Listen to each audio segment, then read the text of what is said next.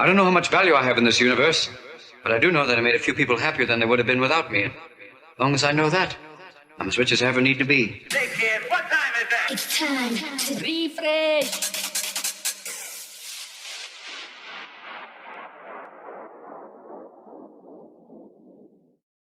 Back once again with another podcast. This is episode 59 of the It's Time to Refresh podcast. Today we've got the bounce legends of Fitzy and Rossy B. Most requested podcast of all as well, just so you know. So no pressure. So I put a poll out just before Christmas. These were the most requested then, and I put it out on Patreon as well, and these were most requested then as well. So when Lee messaged me and he said about it, it was like, honestly, you need these lads on to get their story. I'll twist their arms.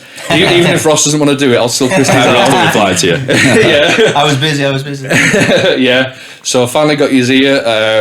I mean, we're at a level now where I'm doing podcasts with people and I'm like, who can I do next? Because ticking off all the names on the scene, and it's like, in my opinion, you lads are one of the top producers in the scene. So nice. That's in my opinion. I'm not like fucking sucking your ass out like that. Everyone will agree who's watching it, who you've definitely influenced the sound of the modern day bounce sort of stuff. Like, there's people who listen to you, what you're doing in like 2008, 2009, that replicated that like you did when you first started out, when you like look at your inspirations, and it's like people have done that to you.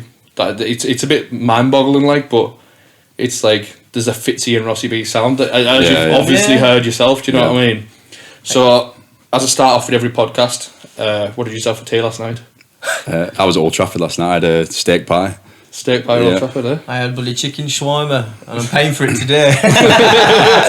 Went for two nervous shits before round. We're going for third then. Yeah.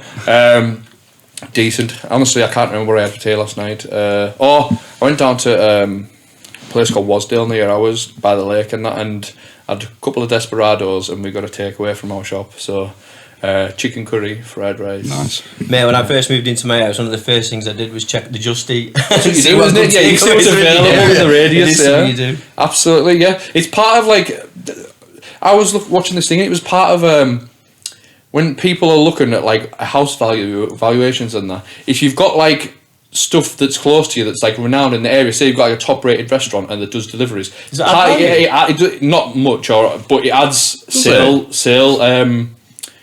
perception. So it's like, oh, by the way, this is available, and so I was like, Nice. Let's open some takeaways around here, Ross, but I was fine. There's not even more takeaways.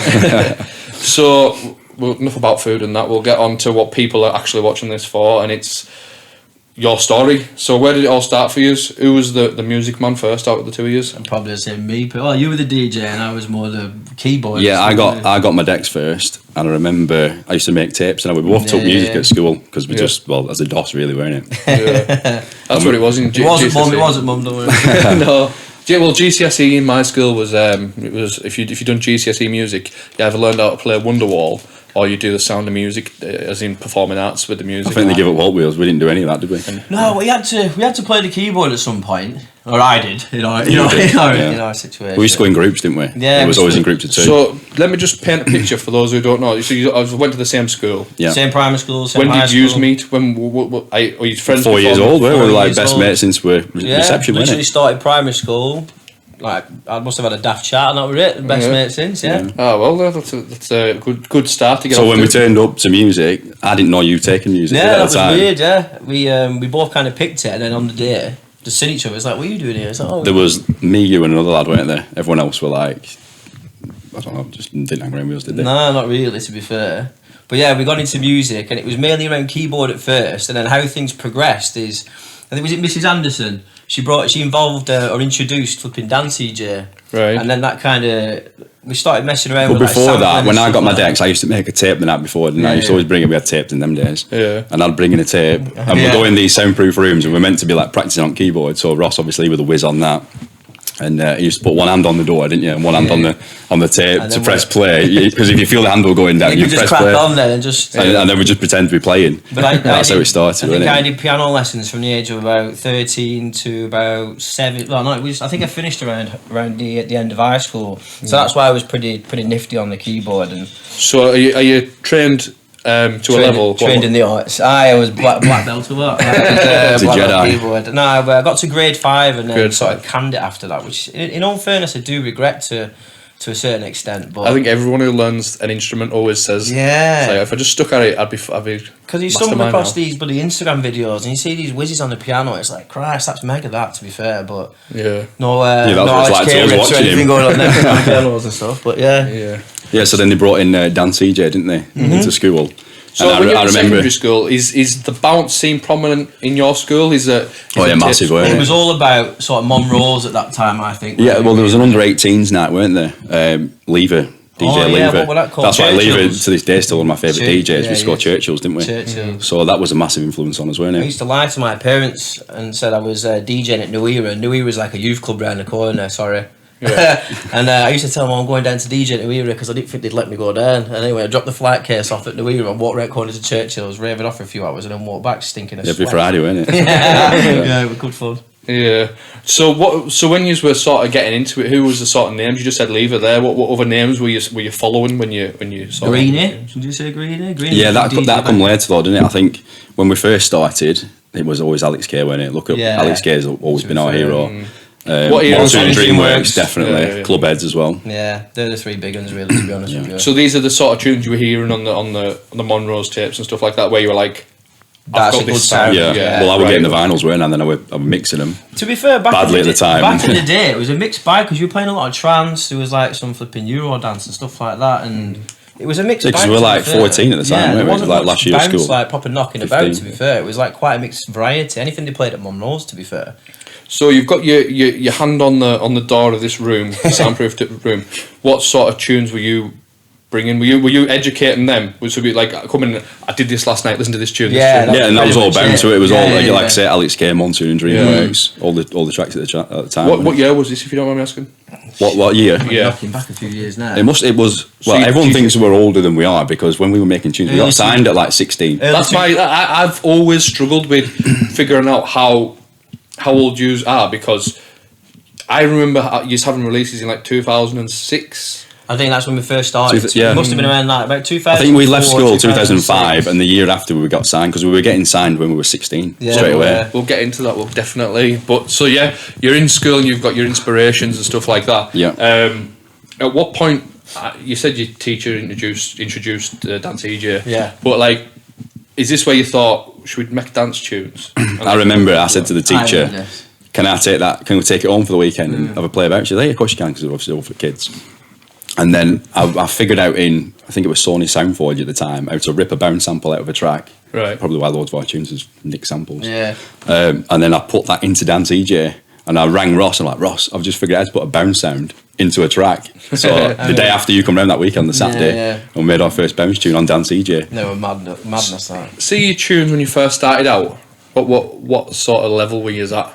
Did you have an understanding at all? No, because I remember we were. I think pretty sure we were on forums and stuff, and some people were like you need to make it sound wetter, basically with reverb and stuff like that. And it's at that point you started thinking, all right, started doing a bit of research, looking into it. Yeah. But it was mainly you on the production side, to be fair, at that point, and then it was. That's why they were bounce overs in the early days, because we were just Yeah. learning like, the craft, really, weren't we? So we were putting the full track in, we're taking the low end out, Yeah. and then the rest of it. So like Ready or Not, Everybody's Bouncing, Secrets, all those we made on EJ, didn't There's, we? you know what's funny? We brought out the Crazy. USB as well, and people were asking us about like the very old tracks. Like, why aren't they on there? It's like because they're fucking shite. Yeah, that's why Yeah. it sounds like. What's mad though, people still like them now. When we're Yeah, like, Yeah. production wise, it was because it's early doors. It's not really up there compared to the stuff that we're doing now. Yeah. and a lot of feedback really as well, weren't it? Because I remember at the time we used to go shopping at Reedy's for records, didn't we? And Stomping Records. That's why Jack O signed us to Bouncing, what we call Bouncing Beats. Right. So let's get into that then. So, what was the tune where you thought this is good enough to show people? Ready or Not. Ready or Not was the Ready or first Not. one, and it And was Join Me. We had a few, didn't we, around the Yeah. time? But Yeah. those two. That got And snapped how up did you straight go away. about it then? What was the process? So Well, I you- was going to Blackburn every week, record shopping. Yeah. And I was just showing like all the big DJs we looked up to, so like Jack O, Greenie. Yeah. And then Greenie said to me, give me all the tracks you're doing because he loved our music and he was putting on He his, was a big DJ at the time. I think it's GMC but- CDs when he used to do Yeah. Master C and then that's how it was just blown up straight away because people were hearing them CDs, mostly from Greenie, weren't it? I'd Yeah, say. it was. So what was it? Because obviously Ready or Not was out on vinyl as well, wasn't it? So what was the crack there? You went in and they've went, this is good enough to press. Yeah. I think I can't remember the ins and outs. It's that long ago, but I think we was pretty much. Probably because I did it all. What an ass. But yeah, so they've had it pressed up. Can you remember like how many got pressed up or like that? Because They kept repressing Ready or Not. I don't know, that was one of the biggest sellers we had. Yeah, did you know it was going to be as big as it was? Because obviously you've just, as you say, you made it on Dance CJ. Not at all. It doesn't. In my head, I can't comprehend how that got released. Well, we on a vinyl. rewinded Do you know what I it as mean? well, though. We rewinded. You know, we used Dance CJ in conjunction with Reason, didn't we? At one point. No, I but at the think. time when we did. That's what I mean. We're trying to rack our brains now. Yeah, I remember it's terrible, isn't it? When we did those ones, that were just Dance EJ. Right. And then I went to music college in Manchester, literally. I was 16 when I went, because I was youngest in the year, weren't I? Yeah. So when we left school, I went straight to music college, and then we started learning Cubase and Reason, showing you how to I use it. remember that. And then we switched straight to that, and we were rewiring Reason and Cubase together, weren't we? Right. Okay. So then, what was your first success like whilst doing it? Then, so when you've got these tunes out and everyone's buying them, repressing them, surely someone's knocking at your door going, "Do you want to come play a gig because your tune's blown up?" Yeah, straight away. It was everything happened so quick, didn't it? Everything was through MySpace at the time. Yeah. Because you could, obviously, the page. And MSN before that, MSN wasn't it? as well, yeah. I think MySpace though was more of a showcase because you can have like different tracks up on the top, couldn't you? Yeah. So everything we finished kind of went on there, and we just kept on repeating the But I process. think even before that, we were getting quite a big name, weren't we? People were hearing about our stuff before that. I think they were, but I think that's when the gigs properly started. MSN were rolling good for in. feedback because Yeah. everyone was saying who were leaking our tunes. It would probably me, to be fair, Ross, because can I just get your tune? But it actually helped us because it got our name out there. Yeah. I think. So I'm sorry about that, Ross. You only just find out now. No, but gigs wise, I remember thinking. We're doing local gigs, don't mind, like pubs and stuff like that. But like, I remember getting a gig. I think it was for Klubbed Out up in the northeast, and that was through MySpace. I'm thinking it's the first gig right up. Oh, was it north. MySpace, that? Yeah, and I'm pretty sure we were about 17 at the time or something like that. We were doing literally like Friday Newcastle, Saturday yeah. Sunderland, like pretty much nearly every week, weren't we? So that's when it One really point. kicked off. Yeah. So locally, Maxine's what was as well, At what point did it become Fitzy and Rossy B? Like, did you just know you was going to be a duo straight off the bat, or what was the? I think so. We I started think, making music. You were already DJ Fitzy, weren't you? So initially it was Yeah, like because I used to DJ make Fitzy CDs and versus sell them at school, didn't I? Yeah. It was DJ Fitzy versus DJ Rossy B, and I thought I'm scrapping that DJ bit. Can't be bothered a bit. And then I did when we come back after that. Yeah, and I think break. we just stuck with it since. And, Yeah. So obviously you've got your. Where was your first local gig? Where it's like, who's reached out to you first? Before that, I was 14. I had my own night. Do you remember at school? I had a night, didn't I, downtown? Oh right, yeah, Shine. That was in Attic. Was it Attic? But it was converted. Yeah. It was level 1. So there, and we used to do New Era, which was like a youth club. Yeah, we used to yeah. go down there and just go on decks, didn't we? And Yeah. mess about there. Class. So were people picking up on?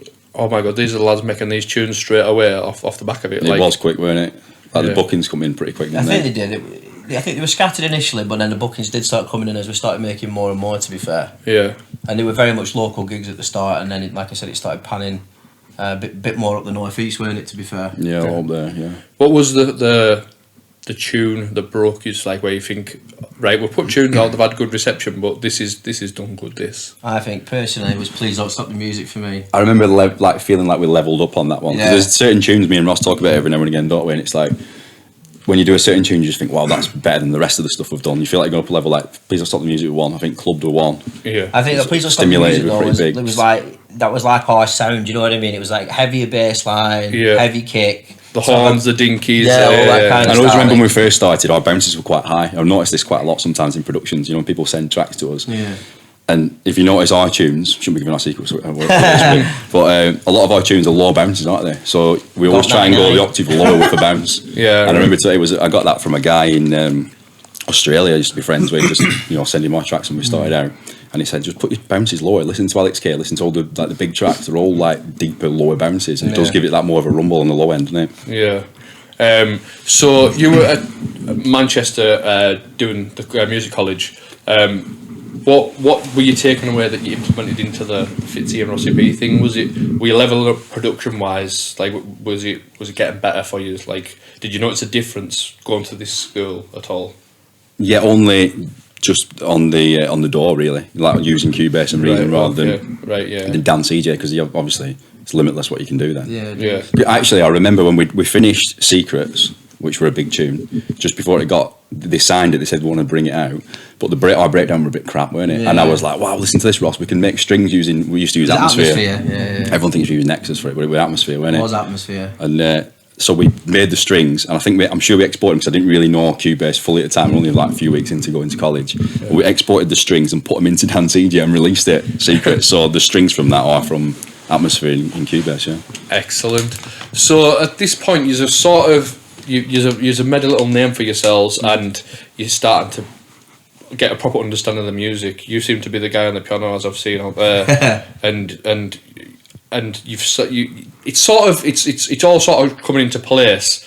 From what I can gather after spending some time with you, have got like a set routine where you'll get together on said day and work on tunes or whatever.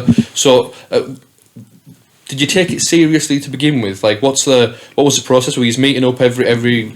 Wow, we were obsessed at the beginning, weren't we? Just like any time we get together. So I remember you were at college. I remember every Monday night. You must have been off like the day after. But every Monday night and every Wednesday night, I'd pick Ross up, come to my house. We'd get absolutely steaming. My dad had a bar downstairs, didn't he? So what we used to do, we used to drink all the alcohol and then fill it with water. they were living abroad at the time, weren't they? Yeah. They're coming back having a vodka on the rocks or whatever. And but we'd literally tasteless. We'd wake up the day after thinking this must be terrible. Can't even remember what we made, and we're like, well, who's made that? Yeah, surely not. Ridiculous though, because some of the biggest tunes we did, like back then, like Timber's Theme and Take You for a Ride. Take You for a Ride was one I remember, and I just highly intoxicated at the time. Very big headache in the morning. I do remember that. Thinking, how the hell have we even created this? To be fair, top tune that definitely one of your best, I'd say. I still play it occasionally now when it's like, I don't know, it's great, like really good track. It's just a lot. Tracks back then were a lot longer, weren't they? So now we're making our music shorter because I think the attention span now has gone shorter on it. I think our average tune length has gone from like 6 minutes down to 4 minutes, something like that. That's near enough 6 minutes, that tune, isn't it? Roughly? Yeah, I think so. Yeah. But there's so much variation in it as well. Whereas I think now, because obviously the shorter attention spans, you can be less. You can't fit as much in. So like, I remember when I was hearing one of your tunes and you put like a bridge in the middle, and like bridges are a thing of the past now. Yeah, they are. Yeah. So, as I said, I'm talking about Beat It before when you did that remix, and halfway through the tune, the riff stops, and you've just got the vocal just on the offbeat, just hitting, and it gets you excited for the next bit. And it's like it's an art that seems to be lost in modern day music. So was there any like sort of like notable things happen during this time when you noticed that you're getting together, making the tunes, you're going out doing the gigs? Did you always go out together as well and do the gigs? Was it always together? Pretty much all the time. If one of us couldn't make it, then the other one would probably do it on their behalf. But the majority of the time we did rock up, didn't we? And the fact there was two of us means you could have a good laugh, have a night, make a night of it and stuff like that. Do you know what I mean? It was really good. I always, I said to you off the pod as well. We won't go into that. Sorry, I said I won't bring it up. There's stories over this podcast. I said to you off the podcast, I always seen you as guys that were a bit on the outside of the scene. You was never in amongst everything, and like you say, it's all like whatever politics, whatever. But you seem to achieve so much, even as some people who weren't deep inside it. So like, if you look back at what you have achieved, like as you say, you were going up to Newcastle and stuff like that, and off the back of like you let your music do the talking. Like, that's the best way I could put it. Yeah, I mean we just loved making music, didn't we? We're like massive fans of bounce music, big fans of AK, Monster and Dreamworks. We just wanted to like create our own style, but use elements of what they've done previously because we liked it so much. Yeah. And it just kind of went from there. Really, we never really, even though we wanted to DJ in like big clubs and stuff like that, we never really set goals and said I really want a proper DJ here and here and here and expect. So I mean, it took off that quick, didn't it? It just happened. It was just weird. Like. You've covered some gigs though, where like obviously when you like music's done the talking and that, like you've done Pier, you did like I remember 53 Degrees in Preston. That was another one where for years. They were big, weren't it, at the time? About 7, I think. Yeah. And then you obviously done like everything in between, and then obviously up in the northeast, you come up my way a few times, and it's like, considering yous aren't, because let's be like call a spade. Like there's people in this scene who are like the businessmen who are like, right, well, I'm gonna find my way to get onto that gig, and I'm gonna sort of push for it. Yours lot just seem to put the music out, and somehow you're finding your way to these gigs. Don't take that in the wrong way, by the way. It's not. But it's funny how you say it, like we never really sort of went to bounce events and stuff like that. It's funny enough, the first time I ever went Wigan Pier was when we DJ'd, which is a bit of that's a what I'm getting at, mad do you know what I mean? stat, to be fair. We did it quite a lot, didn't we? Yeah, back we then? did it quite a number of times. Yeah. What was your experience like of that? Because obviously you'll have grown up listening to them CDs, and then like to go the first time in there, you're the DJ show box. You're part of it, so surely that must have been surreal. A bit taken back at first, but then once you go regularly, I guess it was just class. Like Again, I think it happened that quick. You didn't have much time to think about it. I remember I was more of an achievement, it felt to me, when they asked us to do the Wigan Pier CD. More than actually the club somehow. I don't know why, but I think it's because I listened to Wigan Pier CDs growing up. That was like a real achievement for me. Did you see that as like a massive thing for you at the time? Did it propel you? Because everyone used to buy Pier CDs. Yeah, because you knew it was just this sort of like that's that level you were achieving, weren't it? You Like, got there was quality DJs on at there. that point as well. Do you know what I mean? You think, you know you're doing something right. yeah, you kind of Yeah. question yourself. Is the tunes? And that's good what I mean. enough? Like you said, we weren't like Recognition? ringing up saying, "Can we do it?" We were like people approaching us, weren't they, from everywhere? Yeah, I think that's when, for me, like you might have thought you broke through beforehand, but when I first heard you on that P CD, I was like, it's happening for these boys. Like because even your tune selection, when you put it, like you didn't play all your stuff. If I remember right, you played some Alex K as well, and there were some other bits and bobs in there, but like your tunes that you did play, like they've all become like sort of like household tunes within the scene. Well, the classics aren't they, really? Yeah, you're at the point now. Yous have become classics. Like, if that ages you, I don't know. Great is on. No, but do you know what I mean? Like it's like I said earlier on in the podcast. People listen to them tunes from when you were younger with the fond memories that you would have when you listened to the old trance and stuff like that. It's nostalgia. And that's why I was saying it's weird, because some people are like our age or even older, and they're like, "Oh, I grew up on your music," and you're like, they can't believe it's weird that. Yeah, they can't believe we're not young, obviously, but as young as we are, because they expect us to be like in our 50s because we're listening to music, our music like at We school. started pretty young, didn't we? Yeah, that's it. At school.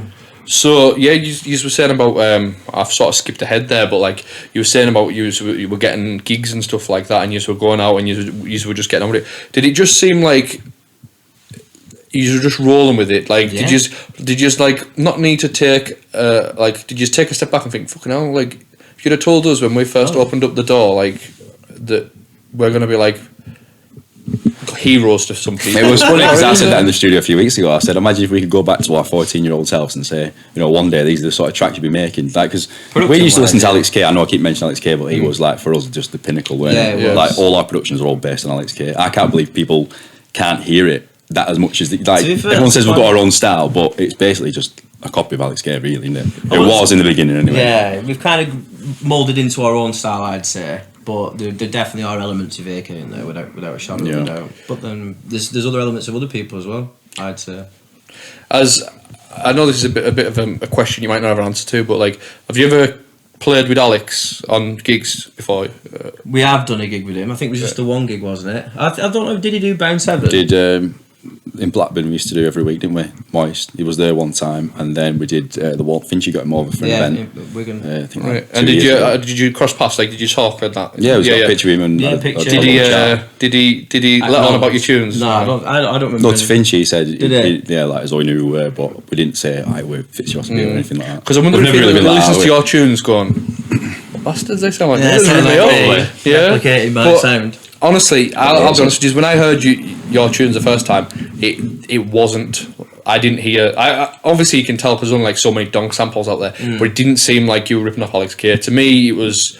This is something new and different. Like I remember hearing your tunes in like 2007, I think, and people were listening to them on the school bus. And I remember hearing your first tunes and thinking, that's shit. Don't take it the wrong way, but. The first time I heard it, it was on the back of a bus through Walkman speakers. Well, that's why I said he's shit there. No, wait there, listen. Somebody Somebody was playing it on like +4 on the pitch, so it was playing at like 156, 157, and it was your donk over of Everybody's Bouncing. It was, what the fuck is this? Because it's like, it wasn't McKenna, but it wasn't Bounce, and I'm like, Mixed bag. yeah, like, yeah. And then someone showed me, like, hey, you need to get onto these lads. At the time, I can't remember who showed me, and I was listening, and I was like, fuck me, this is. I've been looking for something like this, because you made the trance stuff that I grew up loving trance music and Italian, so it was very melodic. Yeah. But then it had that tougher edge of like. I was like the sort of, like you said, Darren Styles. I always thought that, like, when he was doing the clublandy stuff, the big heavy kick drums, that basically just taking out hardcore and stuff like that. And I was just like, yeah, this is an amalgamation of what before I could produce what I picture in my head that I would want to sound like. Yeah. And as you say, there's people in this scene who's replicated what you've done in them early days, and I think it ticks a lot of boxes for a lot of people, like that style. You're not crazily hard style type thing, but it's crunchy and gritty enough, but still big melodic elements. Like, we're in the studio just then, and you're still banging out the riffs. If more so, and this is debatable, I know, but a lot of people nowadays are going down the route of More the basic, big drops, and basic and stripped back. Bit more basic, whereas isn't it, now? you have stuck to your guns and you still sound so original now. You don't sound like you did in 2007. You've got a whole new Fitzy and Rossy B sound, and it's evolved so much. It's what we like, innit? We make what we like. That's We've it. always been really picky. It's like with our sets as well. We don't play that many different like producers and things, because it's like we're that picky. It's like we only play certain. I mean, one word of advice we give to everyone is just literally make what you like. Don't try and, well, I'd say try and reinvent the wheel. Try and do something different. Be a little bit more adventurous. And always trying to aim to make that banger. Like, so if you've got an hour set, you're doing a set, every track should be a banger. So you should be aiming, when you're producing, that should be peak set. Everyone's going crazy. The track I'm making now, is this going to drop and keep everyone going, or is it going to go flat? Yeah. If it's not going to be that, then just stop making and make something else. Well, I can guarantee you now, like, I promise you, 90% of the producers in our scene will be watching this, because it's them who's asked for it. Like I told you off pod, it's not. I've had ravers say it'd be class if they came on, but the majority is down to our peers, like other producers and DJs have said, get them on, pick their brains. So I just want to ask you this: if you separately ask us if you had one piece of advice for a budding producer who's can make a tune to a decent standard, what advice would you give to them that would make you, that you wish you could hear sort of 10, 15 years ago? That's a tough one. You Try go and make your first. own style. Obviously, I know keep saying we copied Alex K, but we did make it our own, didn't we? Yeah. I'd say I'd invest in different sounds. Buy packs that may not sound like amazing straight away, because you never know. Because we've used sounds in the past where by themselves they sound shit, but then once you put them with a decent background, a bit of this, bit of that, it actually sounds really, really good. So maybe try and invest in new sounds, different sounds that might not sound amazing initially, but when you put them in a track, you can really run with it. And maybe make different So I genres. think as well. outside the box then. Yeah, definitely. What would you say? You can't nick his answer. Try different genres. You're only going to get better at producing doing that, and just be as creative as you can, but with your own style. Well, that's it. Don't copy too much. When you say creative, I think, what is it? I was watching Snatch, I guess, initially. Obviously, the Snatch tune that we did. Yeah. I heard that weird jazz flair. I just randomly thought that might sound alright with a bounce. You know what I mean? It was at the right tempo, near enough the right BPM. We threw it together and it started working, and we tried to find snippets of the film just for shits and gigs, and then we ended up with the finished product, which was a bit mad. So when you done that, did you just sample the one shot and then rewrite the riff? Or No, definitely not. I don't think we We did. sampled. We got it on YouTube, I think, didn't we? Yeah, We sampled an the audio flute, sample. looped that, and then obviously cut the bottom end down. Did a bit. It was difficult finding them effects bloody and audio cuts, I'll tell you that, because you have like footsteps in background of half it. yeah, that's why I asked if it was a one shot, because if you cut it out, there's always going to be like little background bits, but you can't hear it in the version you just That'd be MQing on Pro. Did we not add another synth on top though? For the melody, I don't think so. Oh, we'd had that. Yeah, there's quite a lot going on, so it covers it up. But yeah, we EQ'd it to death, from what I remember. See, people will be genuinely interested in this. Like, it's you're not giving your secrets away, but you're giving away, you telling you how your process. It's good to see that when you work together. It seems to be like when you were in there before, and you were just sort of freestyling away on the piano, and he'd pick out bits where it's like, right, that works. that works. But we've got a very similar taste, to be fair, haven't we? Like you said before, we'd put the kick in a MIDI file and we'd start scrolling through. Because a lot of people will just pick a kick they like and they'll drag it in, and then they'll pick a hat they like, they'll drag it in. Whereas, like you say, we'll do it as MIDI, so the notes are drawn in, so what should I say, the kick's drawn in, and we'll press next in the sample pack, so we'll go through kicks, and every time we'll both go that one, and then we'll. It ends up being the same one. We'll tweak it, make it fatter, and then same with the hat, same with the clap. We just always taste that similar, and I think that's why it's hard to get away from a style as well. Definitely. I mean, we've done a few collabs with people, and people were quite shocked at how long we spend on percussion, because normally they'll just throw an audio file in there straight away, run with it, and that's it, done and dusted. Whereas we actually spend quite a bit of time being a bit picky on the loops, on the hats, the kicks, everything like that. We'll do that first. Don't mind me saying this, right? And I hope he doesn't mind it either. I did a podcast with Fitzy last year, and he'd just been round here. It's when you did, was it Wifey? Paradise. I don't think we finished Wifey. Oh well, we'd just been in the session. We're just doing that, and he said to me, he says that they put time into their percussions when they're doing it, like so it doesn't. People do notice it. Do you know what I mean? But you just created that like signature sound. I know that there's been people before yous, but that like it's got like groove, but it's rushy and it's in your face. That like sort of percussion. Yous lot were like. That's what I think people latched onto. Well, it's the foundation of the track. And if it's fat, everything else just sits on top nicely. Where if it's an empty track, that's why we love our percussion. If you hear a tune now in Bounce, you can tell if they've been inspired by literally by the percussion, or they've tried to replicate it badly, or they've tried replicating it and it's actually come out all right. But you can see in the style of the way it is, not even the riffs or the bass lines or like that. If they've purposely tried to get that rushy feeling off it, you can sort of tell where they've been listening to use. Whereas if you listen to Alex K, right, a lot of his stuff isn't as percussive. It's more just like shaky. Does that make sense? Quite minimal. I just find that fascinating. Like I genuinely do. I think I was a more bass like percussion on. You know, when he did like Apache and stuff like that, that was like full percussion. That's the stuff we like. So we always try to aim for a real full percussion. Yeah. So do you know when you were doing the early stuff? We'll move on. But when you were doing the early stuff, were you sampling stuff out of his tracks? Or no, we actually never did we? Not out of his, but you did quite a bit of sampling across the board. Sampling vinyls. As in like maybe a bounce sound, but never like a full percussion. Because I hate the idea of someone listening to your percussion and being like, "Oh, that's straight out of someone else's tune." Oh yeah, Georgie. Just stop making our percussion. Takes hours, as you've heard.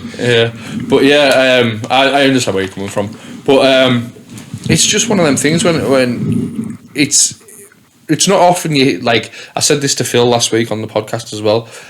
Groove Control's got his own sound. I think Bad Behaviour had their own sound, and you've got your own sound. And to me, there was U's lot, and then there was say Rob and Chris with Total Control, and I feel like you've had this like U's lads are all everyone had their own favourite out the four. In my opinion, I could be completely wrong, but there was always like that's a Fitzy style. Oh, that's a Total Control style tune. There was at that moment in time limitation. Or there was like Hypersonic as well. There was a few others, but to me there was always like if I remember going on Juno Records for vinyl and looking to buy, and I would always look for like one of them four just to check out. Like I knew if there was one of their remixes on, it was going to be half decent. So then I could pick between it. Do you know what I mean?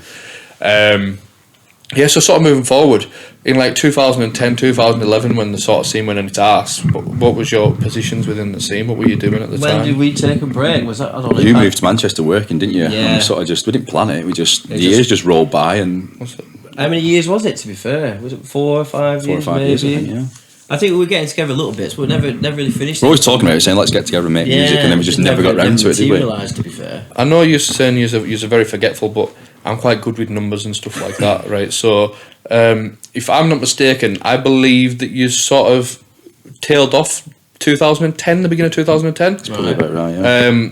I know you did gigs 2012. You think you came back and done one? I don't think you were on it. But then you came back in 2014 for since you've been consistent since then. So how did you find the gigs before your break and then coming back afterwards?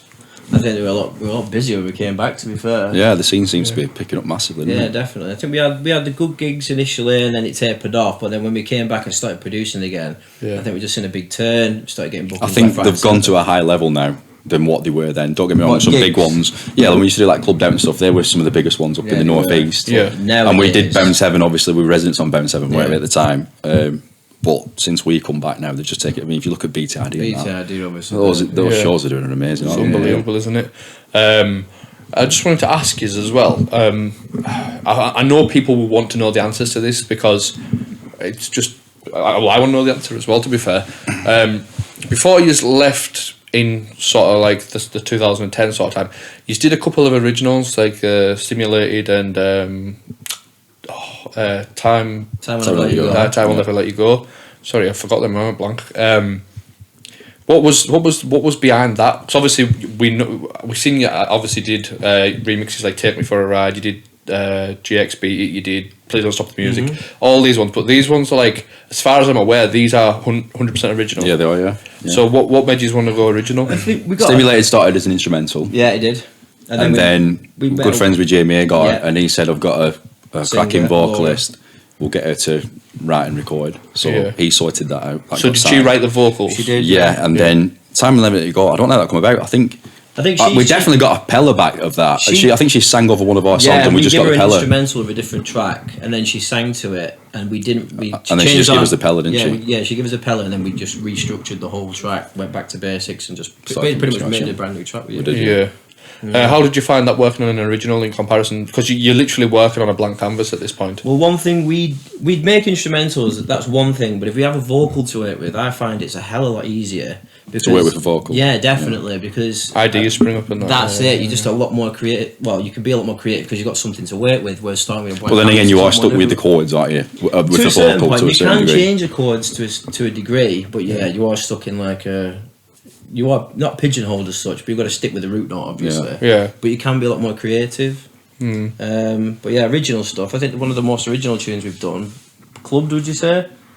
We've done a few since then, haven't we? Well, yeah. Music But that's Box one that I were remember. Music in Box that is another era, one. Hypnotic Feelings. I like that. Yeah. That were a good one. So when you did you. this, were you happy with the reception you got? Because obviously pushing an original, like if you put "Please Don't Stop the Music" out, for instance, that's already a promoted track by Rihanna. Yeah. But like you're going out with a fully original. How did you feel with the feedback on that? We won Track of the Year for Yeah, that, didn't we? Bounce 7, Bounce 7 really, awards. yeah. That was a banger, by the way. Thank you.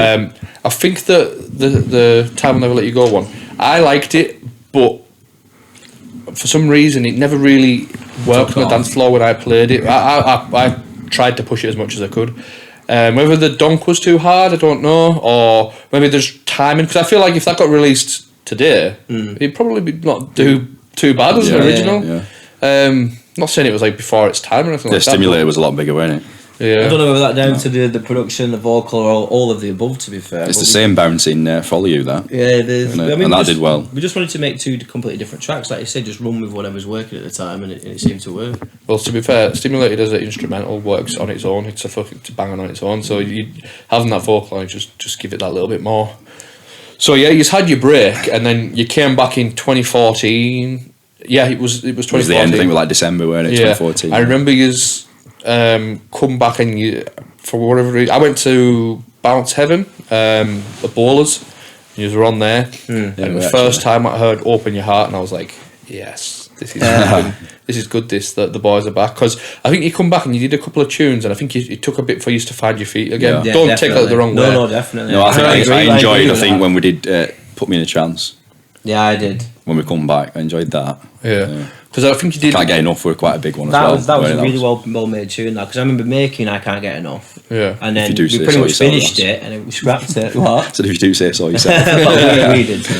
But we made the whole track, and then listened back to it. And both agreed it weren't good enough, so we literally deleted the whole track after spending about 8 hours on it and redid it all again. Yeah. And then that was the end result.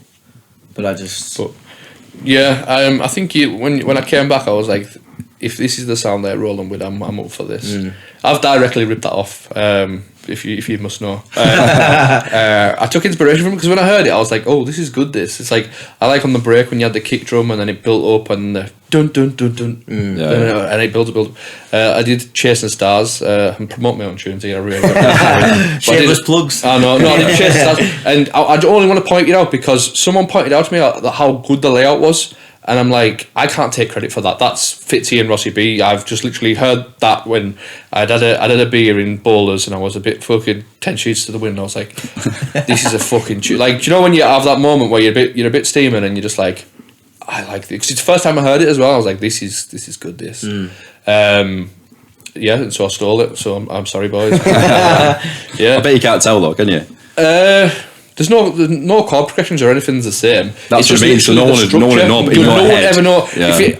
We do that all the time, though, don't we? Yeah. I think, can you hear elements of this? It's tune like when you and do a not use tune the quick. template? Sometimes tunes come together like that, don't they? Yeah, Like I yeah. remember doing "Wish You Well," and when we Yeah. did that, well, that was massive. And when we finished that, we didn't really like it because we did it that quick. We did Same it in with Pushing like On. a few hours, didn't we? Pushing on, Same with Pushing not On. together. Pushing On's a In, banger, by the what way. did we do that in like 4 hours? Yeah, 4 hours, and we literally said we need to do something brand new for this gig, and we had a gig that night. Yeah. Yeah, we did. Threw it actually. together in 4 hours, play and do it, and then When And then you that did- went massive, didn't it? When you did that, like when you showed me when the way that you write your riffs before, I'd be like, I wouldn't mind seeing how you done push it on that riff because that'd be a bit mental to watch as well. I think I think it was a lot more basic. Most of the times you play it in on the keyboard Yeah. and then record it in and move notes about, but sometimes you do draw it in. We used to draw it in more, didn't we? Yeah.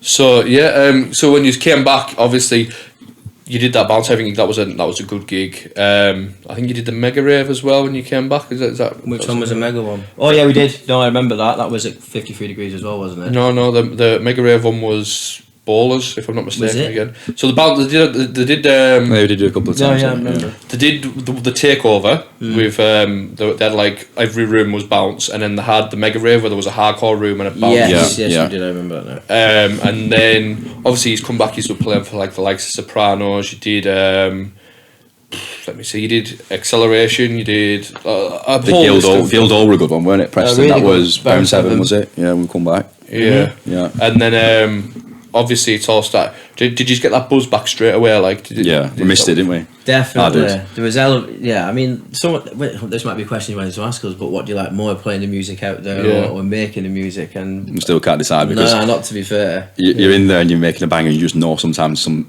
track stands yeah, out and you that's think it. this is Yeah. going to be a big one. Well, we're playing gigs and stuff. You never really have a bad one, obviously, unless you fuck up. But Yeah. like when you're in the studio and you have a bad day, you have a bad day. The creative juices aren't flowing. your Yeah, creative just struggles. fuck it off and come back the next Yeah, week. but with gigs and stuff like that, it's usually like after a couple of beers down your neck, it's usually pretty good.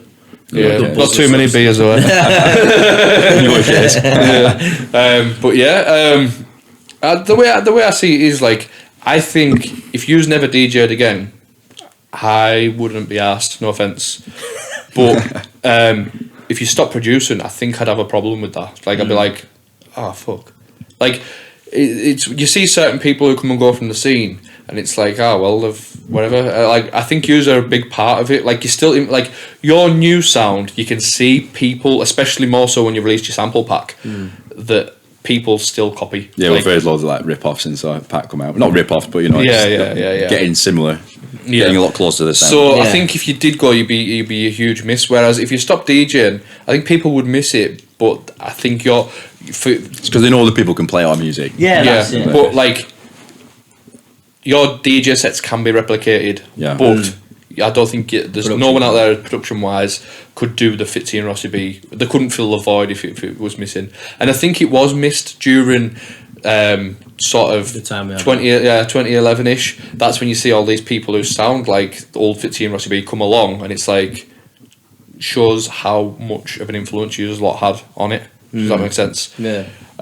So you sort of coming forward, like 2016, 2017 onwards, you just seem to hit a massive roll of tunes. You were just like banging them out. Like as you say, Wish You Well was one. You did Follow You. Like there's so many, so regular. How often are you doing a tune? Is it every session you're doing something? It's usually every Friday, isn't it? We go Every together. Friday we get indoor. How long does it take to make one? Yeah. So you do. Oh, Are you right. say 2 sessions? Would you say? Yeah, 2 sessions we Yeah. get done, can't we? Well, it depends. If I'm staying here and we're cracking on till 4 a.m. or something, and we could probably get it done in one night. Well, like, I remember we brought out our EP on Club, didn't we? And Yeah, it yeah. was we needed 1 track for the EP, the last track, and we did Music Box. We did that in one night, didn't we? Yeah, we but we did. went to bed at like 4 in the morning. Didn't we? That's very We different started about tune, 7 though. o'clock at night, finished it at 4. But that's it. I think we got a new pack, didn't we? But we did say we're locking ourselves in here until this is done. Yeah, didn't we got a brand new pack that night, and we just said, right, well, we've got a new pack or a couple of new packs. We said we'll use them, we'll roll through the sounds, and we'll see what. I don't think we even used any of them in the end, though, Did we we? not?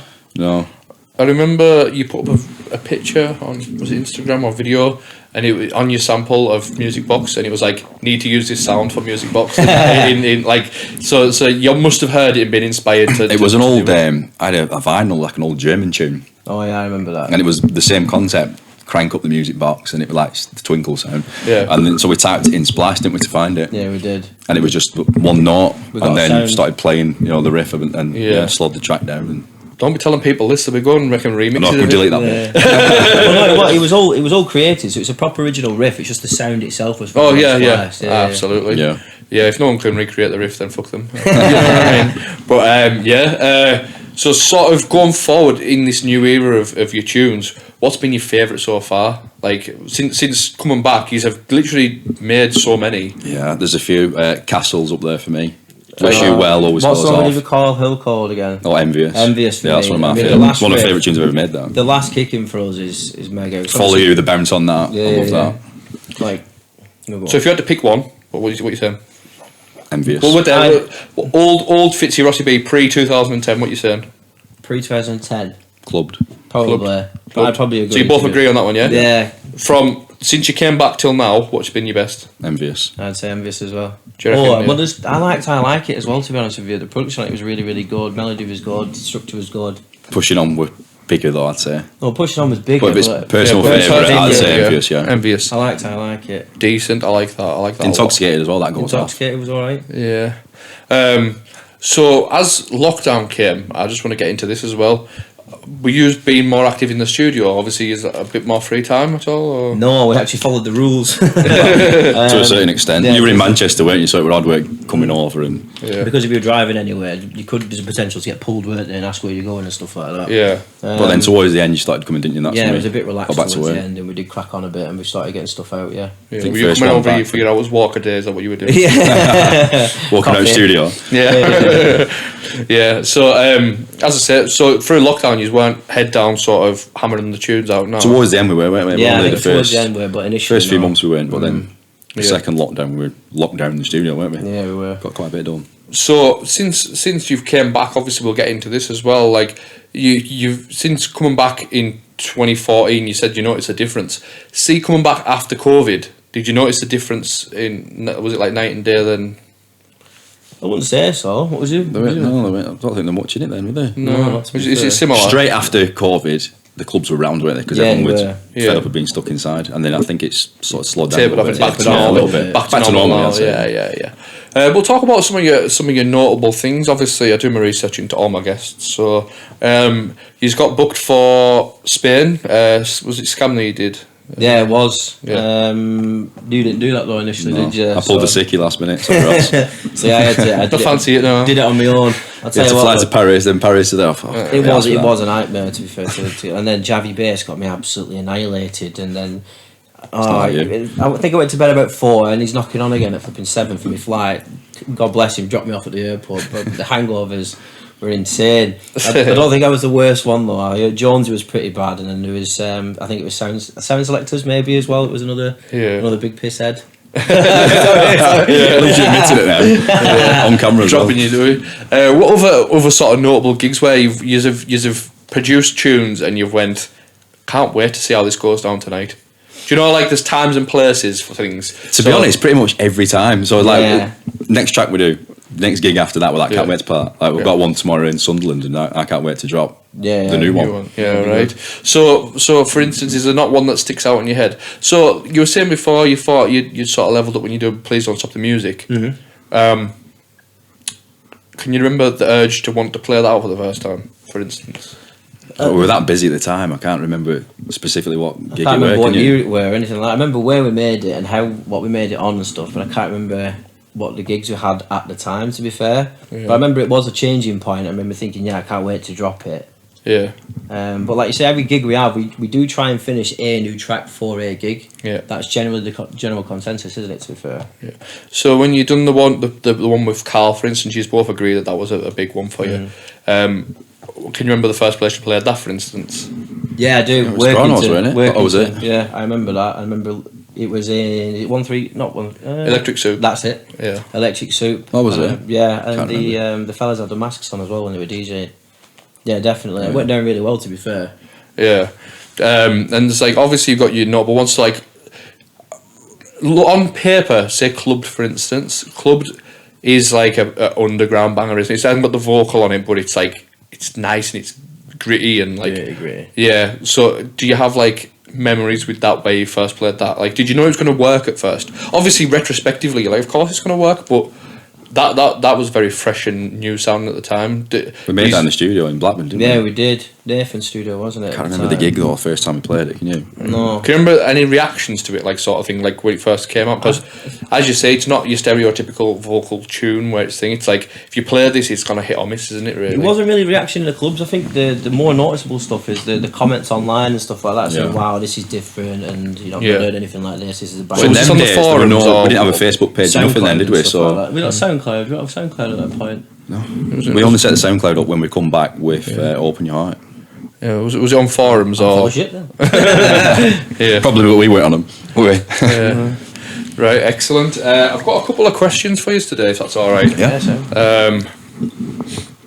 We've got. Have you watched previous episodes? As Yeah. well? I've seen a few. Yeah. Right. Okay. So you'll know the consensus of some of the questions and what we do here. So this one is. Hello, Mara. Boring question.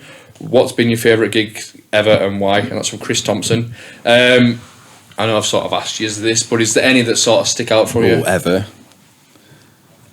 I used to love Klubbed Out at the point. I was going to say that. If The I'm honest. club was awesome, wasn't it? We were regularly up there, and The residents, weren't we? Used to do it once a month, Chris yeah. always put on a good, What was good about it? Sort of? Yeah, pyrotechnics, light display. The stage was really good. The VIP behind, like, bar behind. the gig. You Yeah, love that. every time I went up there, it was always a proper good night. You know, from start to finish, it was always busy. Yeah. Decent music, good lineup. It was just, I just remember always having a good time. And we always used to do, like, they'd always get like bad behaviour on, or they get MJ Yeah, on. So we yeah. always had a Like, lot of social people we knew. media, Jones yeah, lived yeah. up there, Nemesis. So yeah, Right, it we was talked fun. off pod as well. I wanted to ask you about that with the thing with MJ. How did, because you made very similar style music. Yeah. How did that relationship happen when He you messaged you out the blue. I was away. My dad lived in Spain at the time, and I was over there. I think on my birthday. You know, it must have been my 18th. When we were all over there. No, it was before that because he came to that one I'm talking about. Anyway, I was over there, and it was on MSN. And we Message out just he added me and started chatting. And he nice came guy. over, didn't he, when you lived and on? we were doing. We had a gig in Blackburn every Friday, didn't we? At Moist. Moist, oh yeah. And he says, "Oh, come over." And he come over. His dad dropped him off, and he stayed at mine that night. We made a tune that night, didn't we? Yeah, we did. What tune was that? Do you know? We never We did finished it. He wrote the vocals to it. He's an amazing songwriter. The first tune we ever So- did, I remember being, was it On and On that we made with him? Was he? Great. he- Could have been. He was there, I'm sure he was, and then there was another one. Around that time was it not Weekend? The Weekend. Can't even remember. That one of the first ones we did with him. Was Why it? Me? Why Me was one. Oh no, right before My Eyes. That were. That was at your house. Did it not come I think out? you were On and On. I think you're right. Yeah. You just name them banger after banger. You know what I mean? Like Weekend's fucking brilliant tune.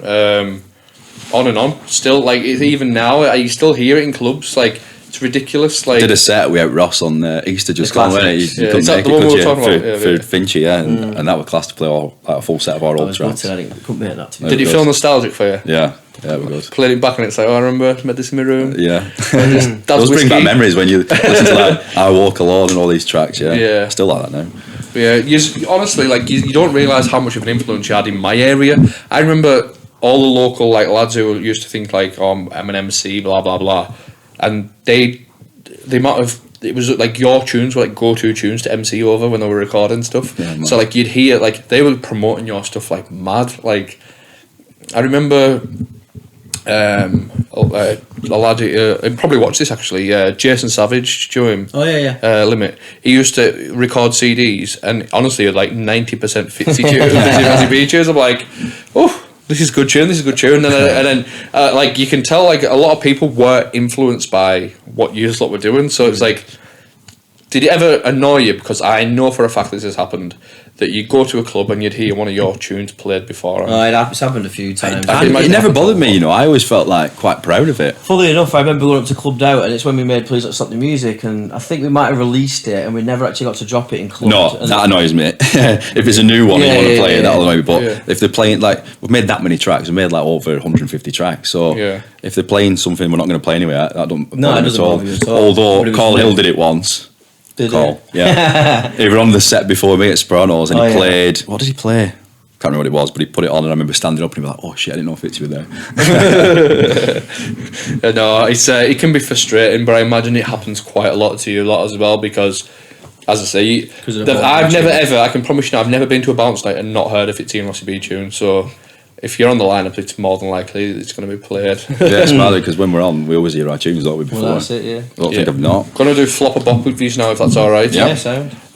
So Flop or Bop. If you've got any tracks that you want flopped or bopped by various guests, then get in touch at itstimetoriffresh on Instagram. So this is Flop or Bop with Fitzy and Rossy B. First tune of the day is Groove Control, Rock to the Rhythm. Bob. I'd say Bob. It does go off big time. That's a Bob from me as well. Class producer. Bliss Inc. Faith. Bob definitely. Wait, which mix are you picking? Nick Skits or Auburn, love that as well. No, both of them. Alex K's for me. And I'm a fan by Alex K, but that was I'd awesome. still go with Nick Skits, the original personally, and the Bob. All of them all. Do you like playing your own out? You did a version, didn't you? Ours is the worst mix in my opinion. Yeah, we did it bad, didn't we? We did say to Dad we didn't want to do it. I think one too many whiskies was drank that night. Yeah, we did. We'll blame it on the alcohol. Yeah. Alex K, Shake It Up. Bob, definitely. Without fail. Class tune, isn't Bang it? It's it like... And it's different as well for Alex K, isn't it? Well, he transitioned as well, didn't he? He went from like his early times where I thought his tunes were probably the best tunes he's done because they were all a variety of different sounds and stuff, and then he kind of found his sound and rolled with that. For me, that I thought he levelled up. He was a bit. I thought he levelled up when he did I See Girls. I remember hearing that thinking, wow, listen to production on that. Compared to what he was doing before that, it was like quite not basic, but compared to that it was. Yeah, I know what you mean. Like, it was very underground, homemade before that. Yeah. And it's sort of just, it's like, oh, right, like, you know a bit about music then at this point. Like even the chords and stuff were more creative. Creative, and it wasn't just following a simple process of so and so. Like, does it? Because there's loads of Australian like producers who had like sort of one big track and then and that sort of translated over here. But Alex seems to be constant and evolving as well. Consistent, but he evolved at the same time as well. Next one is Rescue Someday. Bob definitely. Yeah. Would you never think about remixing that? I could imagine. Bad did it, didn't they? And they did a really good job of it, to be fair. I could picture it. I would like to do it, to be fair. I think I'd go off, but there's some good mixes out there. Yeah. And the last one for today is Underworld, Born Slippy. Flop. I've never liked that tune. I'm the exact same. I think it's so overrated, personally. Out of all the trance tunes, there's so many more better tunes. Grease 2000, Symphony. I mean, it is classed as trance. You get a trance CD. It was always on, and I always skipped it. I think, for me, it's the same. I just think there's better tunes out there. Honestly, I liked it, but I always thought obviously the production's absolutely terrible on it. But I was watching Trainspotting 2 last week. I've never seen it. The second one. Yeah, and there's a part of the movie, and they hold the chords because obviously it's like played. It's like a bar, half a bar into the chords, and they double it up. So every chord it feels more emotional when they do it. So the first chord on that first chord it holds like 2 bars, and it's like, oh, I'm feeling something here. Like, do you know what I mean? Like it felt trancey rather than what it is. Yeah. Do you know what I mean? I'm gonna say it's a bop. Don't care what you lot say.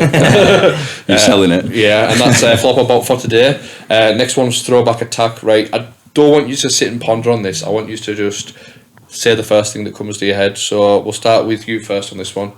What song do you think of when you think back to primary school? Fucking hell, primary school. What, as in bounce or anything? First genre? Fuck me, you've thrown me right in the deep end, do you? I've got one. Go on, you go Scooter, were it called Nostalgia, was it? Is that Logic song, I think? No, it was the other one. Which Must be Dave, who's on the train. Was that primary one. school or high school? Oh, it was primary school? Yeah. Oh, sorry, I'm thinking high school because I remember that we had to bring our favourite track in at the time. For me. Primary school. See where you get your riffs from then. Alright then, secondary school, what are you going for?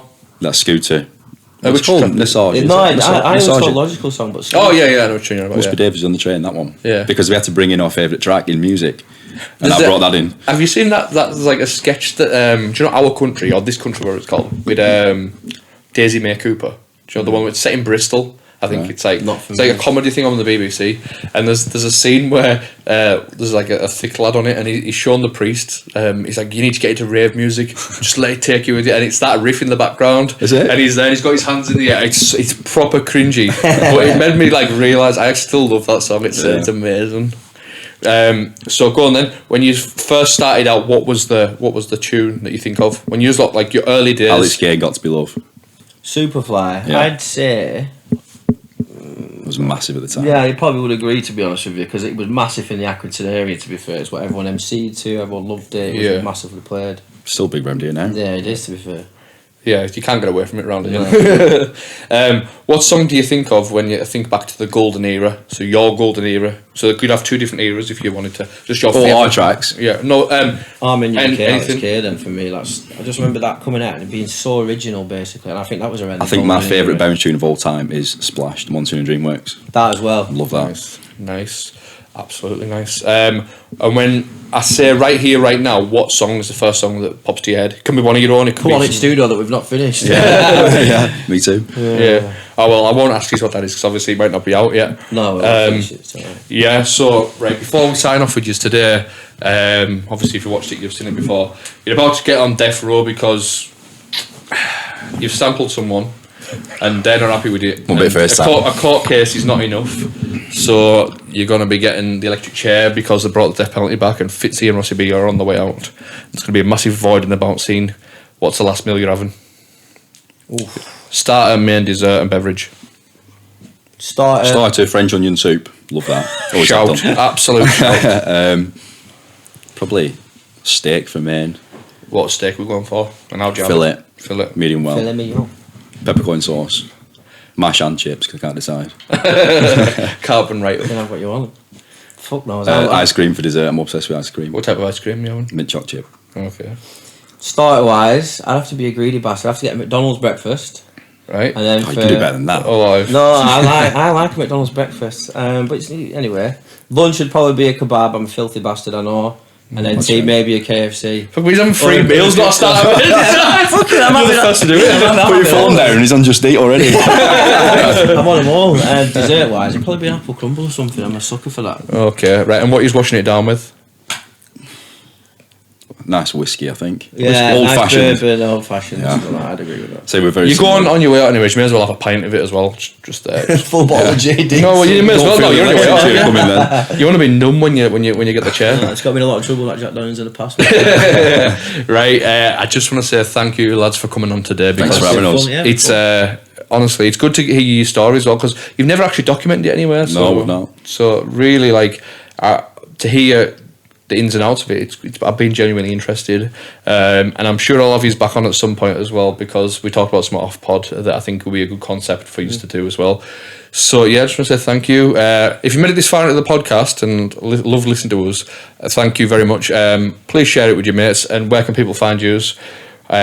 Socials, any gigs got coming up? SoundCloud, Facebook, Instagram, TikTok pretty much now. all of it, aren't we now? Yeah. Oh, smashing it, eh? Smashing it. Have you got any gigs? What sort have you got coming up in the next 2 months? Sort of. Klubbed is big one. We've got quite a few. Yeah, of we've them. got Pressure tomorrow, Sunderland, a lot of We Are Bounce going on, We Are Bounce under as well. 18s. Yeah, excellent. If you've enjoyed this, you can sign up at Patreon at patreon.com/It's Time to Refresh. From £3 a month, you get early access to their public episodes. We do Patreon episodes, and it helps support this podcast and it makes it happen.